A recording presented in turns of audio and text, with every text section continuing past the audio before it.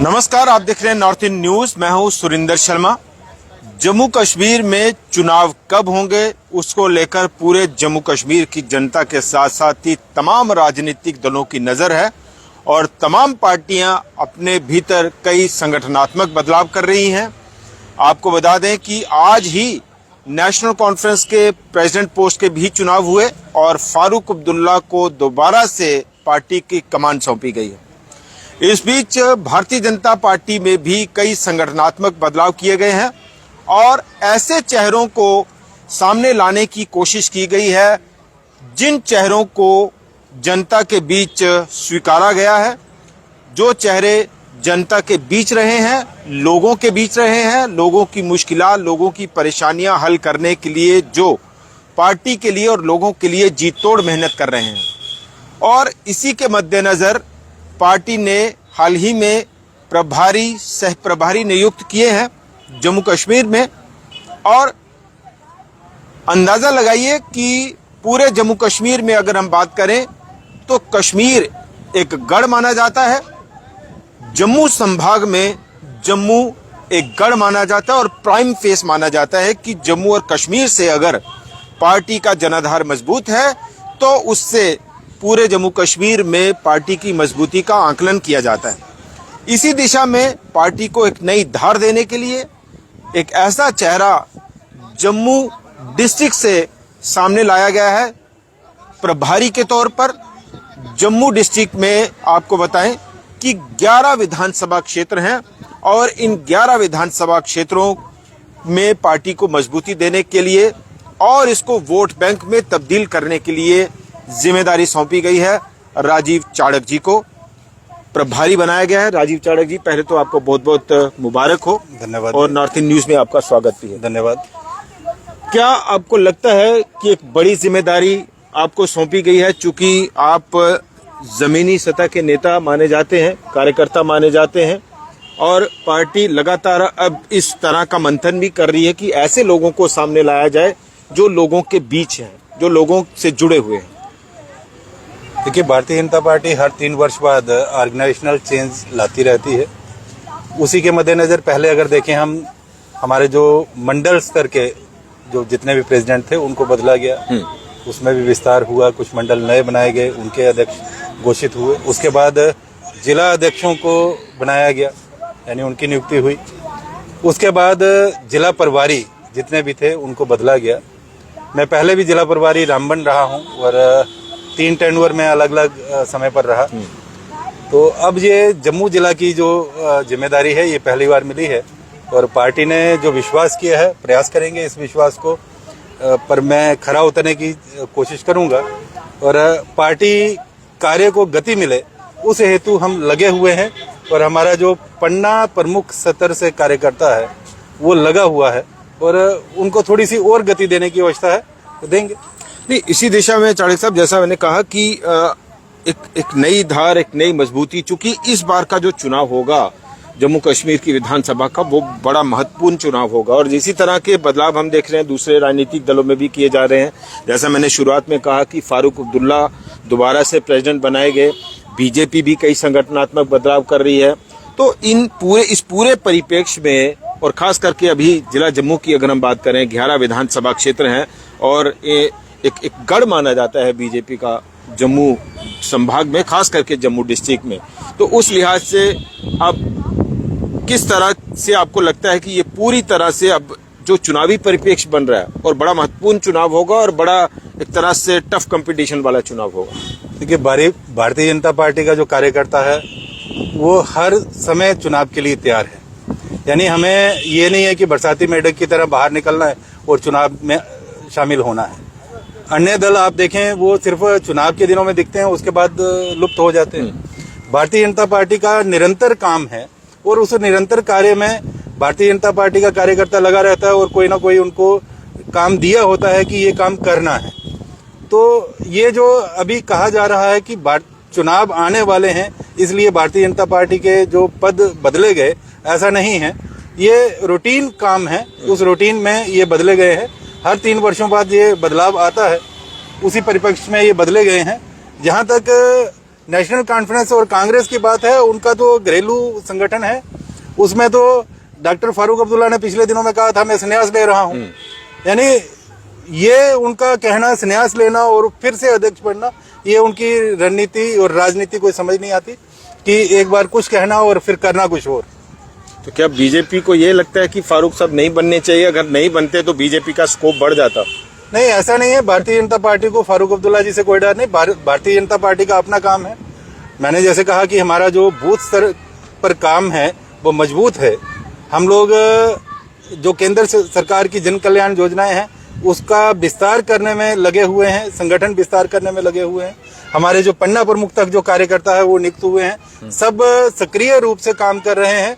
और अभी जो नई टीम आई है, ये नई टीम थोड़ी सी और गति देगी। आपने कहा चुनाव का आपने जिक्र किया, अपोजिशन तो यही कह रही है चूंकि बीजेपी डरी हुई है, बीजेपी को लगता है कि हम जो ग्राफ अचीव करना चाहते हैं वो नहीं कर सकते, इसीलिए बीजेपी की जो है वो उसमें हामी नहीं अभी भरी जा रही सीधे तौर पर कि बीजेपी जो है वो चाहेगी कि चुनाव हो जाए इस वक्त और दूसरे दल जो है वो बाजी मार जाए। तो बीजेपी इस वक्त कमजोर है, इसलिए चुनाव नहीं होने दिए जा रहे। देखिए, भारतीय जनता पार्टी जो है यानी पॉलिटिकल प्रेशर बनाया हुआ है बीजेपी ने, किसी से नहीं डरी हुई। भारतीय जनता पार्टी चुनाव करवाने में सक्षम नहीं है। चुनाव तो करवाने हैं चुनाव आयोग ने। चुनाव आयोग जब घोषित करेगा चुनाव, तब चुनाव होंगे। और भारतीय जनता पार्टी का उसमें कोई इंटरफेरेंस नहीं है। सरकारों का तो रहता ही है, सरकारों को दखल और दबाव और कोई ऐसा नहीं है। भारतीय जनता पार्टी बिल्कुल ट्रांसपेरेंट है। यहाँ कोई दखल, कोई इस प्रकार का जो प्रक्रिया नहीं होती। इस प्रकार का अगर होता था तो ये पूर्व काल में हुआ करता था, लेकिन जब से भारत के यशस्वी प्रधानमंत्री नरेंद्र भाई मोदी जी की सरकार है, किसी भी एजेंसी में जो भी ऑटोनमस बॉडीज हैं उनमें कोई भी हस्तक्षेप जो है वो पार्टी का नहीं है। भारतीय जनता पार्टी सदैव चुनाव के लिए तैयार है। भारतीय जनता पार्टी का कार्यकर्ता हर समय काम में लगा हुआ है। अगर आप पीछे देखें, कोविड के दौरान सभी पार्टियां जो थी उन्होंने मोदी जी का जो उन्होंने कहा था घर में रहिए उसका पालन किया। बाकी चीजों का पालन तो ये लोग करते नहीं, लेकिन मोदी जी ने कहा कि लॉकडाउन है, घर में रहिए। कांग्रेस के हर कार्यकर्ता, बड़े से बड़ा नेता जो घर में रहा, नेशनल कॉन्फ्रेंस का, बीएसपी का, जहां बाकी जो अन्य दल हैं उनके कार्यकर्ता घर में बंद हो गए। उन्होंने मोदी जी का पूरा पालन किया।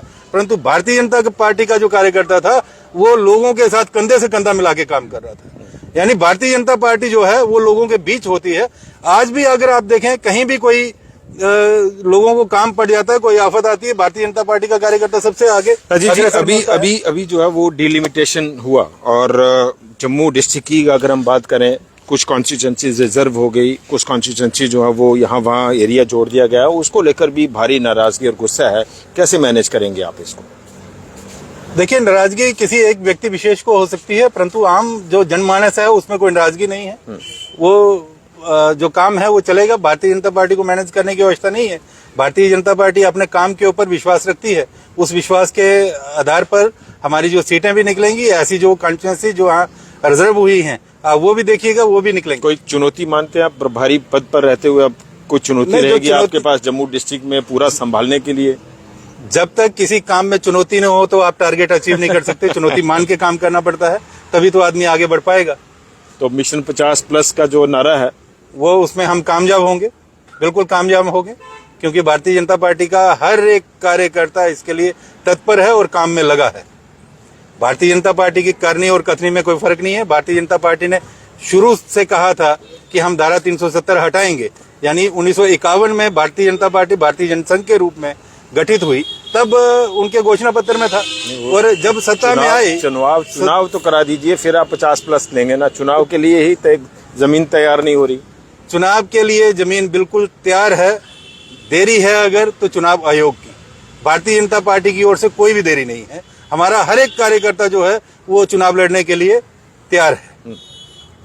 तो ये पूरी रणनीति तय है कि 50+ मिशन जो है वो अपने दम पर सरकार देखिए, रणनीति काम के आधार पर तैयार है। बाकी कोई और किसी किस्म की रणनीति नहीं है। भारतीय जनता पार्टी का जो काम है वो बोलता है, उसके ऊपर हम विश्वास रखते हैं। नाराजगी भी बहुत है मुद्दों को लेकर, बेरोजगारी है, अभी देखिए बहुत सारी जो रिक्रूटमेंट स्कैम है वो लगातार बाहर आ रहे हैं, उसको लेकर भी नाराजगी है कि बीजेपी सब चीजें स्ट्रीमलाइन नहीं कर पाई, जो कहा गया वो हुआ नहीं।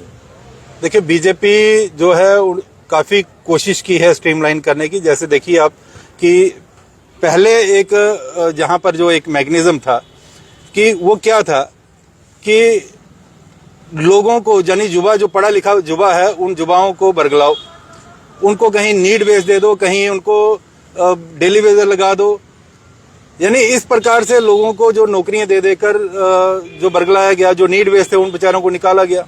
वो फिर आगे उनको पता नहीं कि हम नीड बेस हैं, हम डेली वेजर हैं, कोई पता ही नहीं। यानी इस प्रकार से लोगों को जो भरमाया गया उस भ्रम में जो हमारा युवा बीजेपी का एक बड़ा नारा तो यही था कि जो नहीं हुआ हम वो करेंगे, जो मसले हल नहीं हुए वो हम वो करेंगे। लेकिन अब आप पिछले हवाले देकर टाल नहीं सकते ना इन चीजों को। इन चीजों को हम टाल नहीं रहे हैं। मैंने कहा कि जो एक बहुत बड़ा अंबार एक डेली वेजर्स का हर एक डिपार्टमेंट में जितने, जैसे पीएचई में जितने लोग चाहिए थे उससे कहीं एक्सेस थे। कुछ ऐसे डेली वेजर्स थे जो लोगों के, इन मंत्रियों के और एक्सीडेंट्स के घर में काम कर रहे थे, उनको कहीं फील्ड में नहीं देखा। कुछ ऐसे इनके कार्यकर्ता थे जो दुकानें कर रहे थे, अब बायोमेट्रिक हुआ उसके बाद जब निकाले गए तो सड़क के ऊपर आ गए। यानी जितना काम चाहिए, और नई पोस्टें तभी निकलेंगी जब कोई वेकेंट होगी, जब हमारे पास एक्सेस वहां पर स्टाफ है, तो उसके बाद अगर नए लगाना बड़ी मुश्किल होती है। परंतु फिर भी सरकार ने प्रयास किया, पीछे 63,000 जो ऐसे डेली वेजर थे उनको पक्का भी किया गया, और आगे भी जो कोशिश है कि जो बाकी बचे हुए हैं उनको भी किया जाएगा। ऐसे ही रहबरे खेल के लोग हैं, उनको भी पक्का करने का जो एक कोशिश है कि वो वैसा वो प्रोसेस एक चल रहा है। चलिए चढ़े साहब, बहुत बहुत शुक्रिया हमारे साथ बातचीत के लिए, और फिर से आपको बहुत बहुत मुबारक और बहुत बहुत शुभकामनाएं। जो जिम्मेदारी आपको मिली है उसमें आप पूरी तरह से खरा उतर पाए। फिलहाल इतना ही, देखते रहिए नॉर्थ इंडियन न्यूज। नमस्कार।